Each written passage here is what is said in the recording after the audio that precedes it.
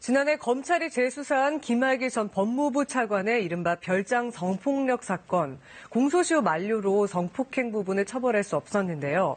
이에 여성단체들이 2013년과 14년 검찰 수사가 잘못됐다며 당시 수사 검사들을 경찰에 고발했습니다. 김지숙 기자입니다.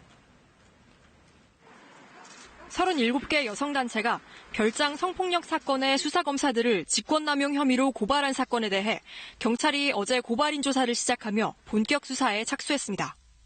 누가 이 사건을 어떻게 덮었고 누가 은폐를 했고 또 어떻게 조작했는지를 철저히 밝혀낼 수 있도록 하겠습니다. 고발인들은 2013년 경찰이 처음 이 사건을 수사할 때 검찰이 영장을 번번이 반려하는 등 수사를 방해하고 은폐했다고 주장했습니다.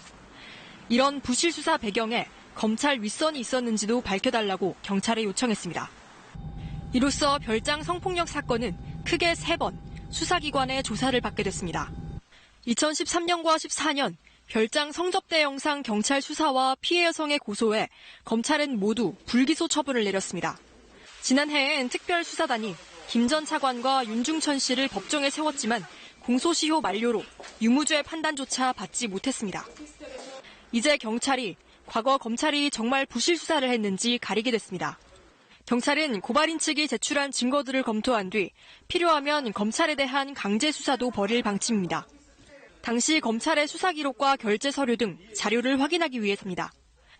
하지만 최근 검찰을 대상으로 한 경찰의 압수수색 영장이 여러 차례 기각돼 이번에도 자료 확보가 쉽지 않을 걸로 보입니다. 한편 2014년 사건을 담당한 검찰 관계자는 KBS에 동영상 속 인물이 피해 여성이 맞는지 확인할 수 없어 다음 단계인 김 전 차관 조사를 할 수 없었다며 당시 수사에 문제가 없었다고 밝혀왔습니다. KBS 뉴스 김지숙입니다.